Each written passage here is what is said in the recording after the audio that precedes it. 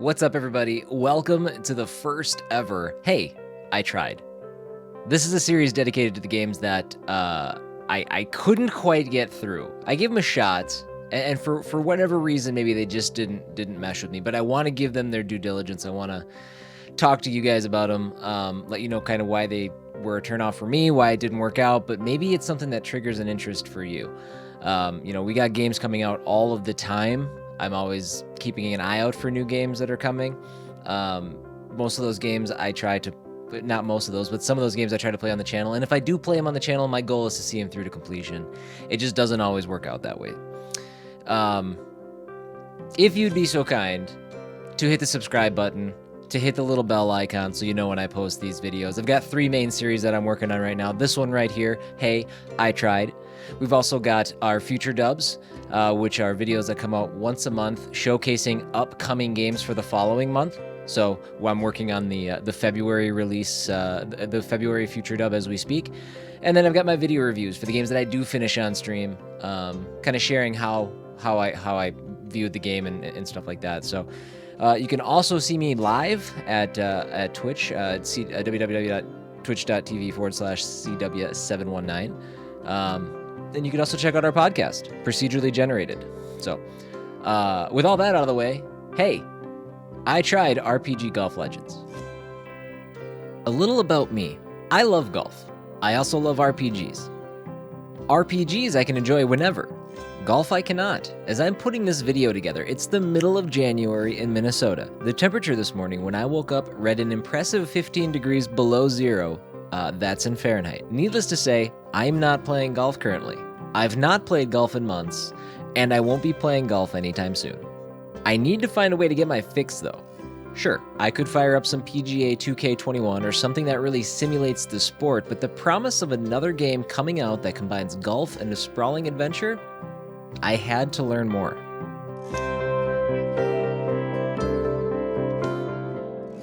I say another because from looking at the promotional material, I was immediately reminded of a game that came out in 2017 called Golf Story.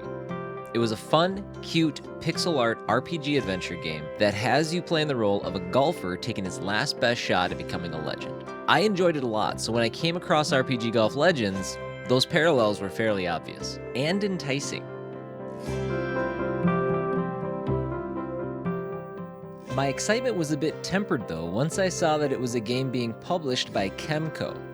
Kemco has become known for putting a ton of JRPGs out at a stunning pace.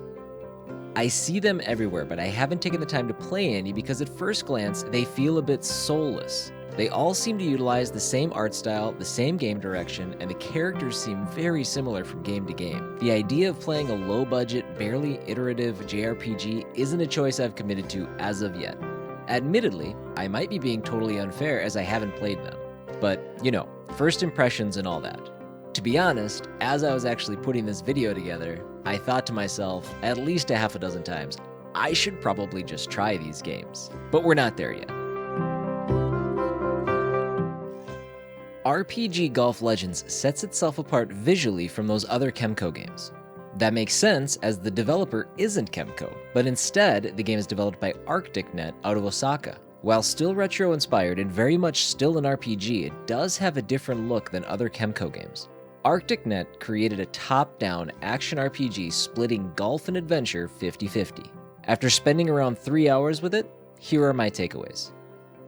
The game starts off with an opening crawl detailing a strange story about how golf holes have been magically sealed by a powerful being. Cut to a nameless female protagonist being woken up by a mysterious voice. Also in the room next to your bed are 2 pedestals explaining both what golf is and what an RPG is. Helpful if you're under the age of 5. Also in your room is an arcade machine that allows you to play an even more retro-inspired mini-golf game.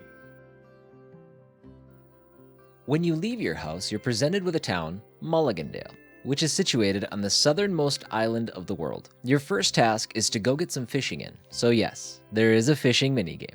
On your second cast, you reel up Clubby, a golf club spirit. Clubby wants to go play golf, but you tell him that all the holes have been magically sealed.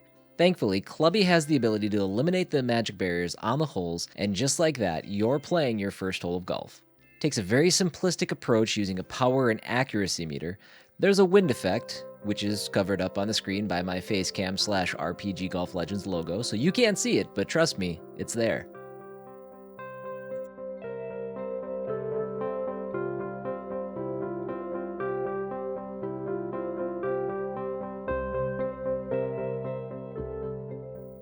After completing your first hole, side quests open up, allowing you to help various NPCs with their issues. Initially, I thought it was a fun way to implement the RPG side of things, but after a bit, I realized that these side quests don't have great payoffs and do nothing to add to the game. They essentially break down into a series of fetch quests that ultimately serve as filler material.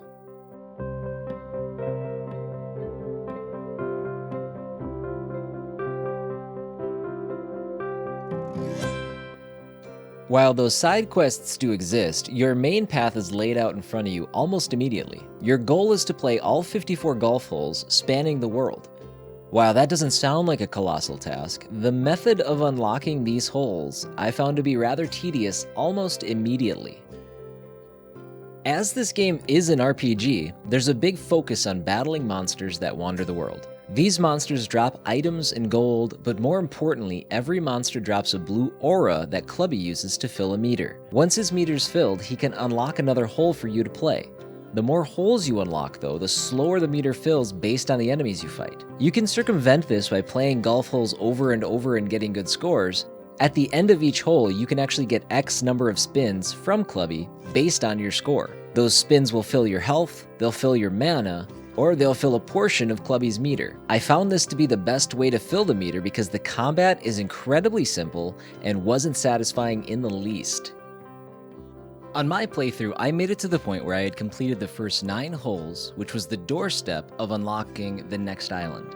As exciting as it was to move on, I was also introduced to a new ability that cemented the fact that I was going to move on from the game. After the 9th hole, Clubby gained the ability to use new spells. These spells, however, would use parts of his blue meter for casting, therefore prolonging the already tedious process of filling the bar in the first place. So there you have it. That is as far as I got in RPG Golf Legends.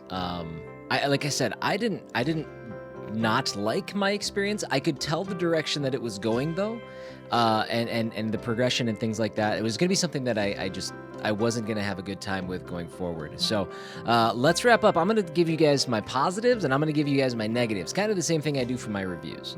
So we're going to start with the positives. So first up, our art style. Art style, I love the pixel graphics. I will never get tired of pixel graphics. These are really well done. I do have a little bit of an issue that I'll get into in the negatives, but for the most part, it's bright, it's colorful. Aesthetically, it's a very pleasing game. The music was fantastic. It sounds really good. It's just, I couldn't help but bob my head when I was playing it. The music it fits the game very, very well. I thought the music was fantastic. Very catchy, very fun. The concept, it's been done before, melding RPGs and golf, I guess. Golf Story's coming out with Sports Story, I think, or the Golf Story developers are coming out with Sports Story soon. But it's such a unique take on an RPG genre. That I enjoy it. I like seeing developers take a crack at that kind of thing. Despite this game's shortcomings, I feel like this game does have a nice, chill vibe, and it is endearing. So, those are the main positives that I can pull away. I know that there's only the 3, but to be honest, there's just not a lot to this game. The main negatives that I've got relates to combat. Combat is super, super simple and just not fun to engage in. I died a couple of times, but I died because my attacks at times simply wouldn't go. The animation just wouldn't kick in. So when I would think I would be attacking, I wasn't, and that's enough time for an enemy to hit you and just throw you off kilter. So little janky there for a game that's so reliant on its combat. Side quests. The side quests don't offer much additional to the game. The side quests are pretty straightforward. There's usually some sort of fetch quests. They don't have much to do with the game overall, at least at the early part. Again, I only made it about 3 hours in. Maybe they start to have some more meaning behind them, but I thought that they were tedious almost from the get-go. I wish that Clubby's meter would have been implemented in some way into the side quests. It would be great. The side quests would be more worth it if that somehow contributed to the progression. But getting money, getting one-off antidotes, getting one-off potions and things like that, it's not a carrot worth chasing, as far as I was concerned. The big one is the progression. The idea that the progression is tied to Clubby's meter, and there's really not a very efficient way of filling it. You can time the spins after you get the spins. If you get more spins if you have better scores on the holes and stuff. You can kind of time up those spins to try to get the meter bonuses.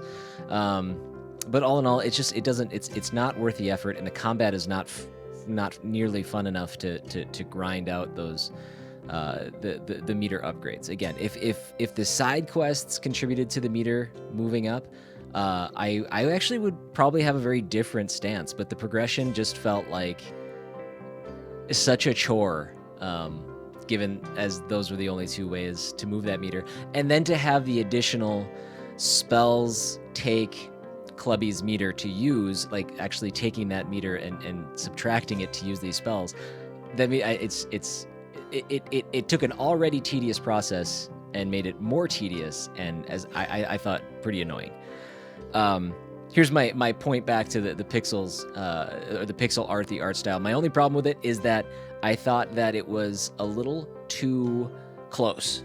It felt like I was maybe a little too zoomed in on the action. There were times where I wish I would have had a better look at my surroundings.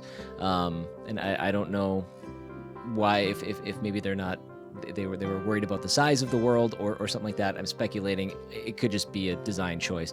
I just wish I had a little bit more area to see around my character. And this last one, this one's kind of a joke. It's kind of a goof. It exists. There were some translation issues. I have it listed as a negative.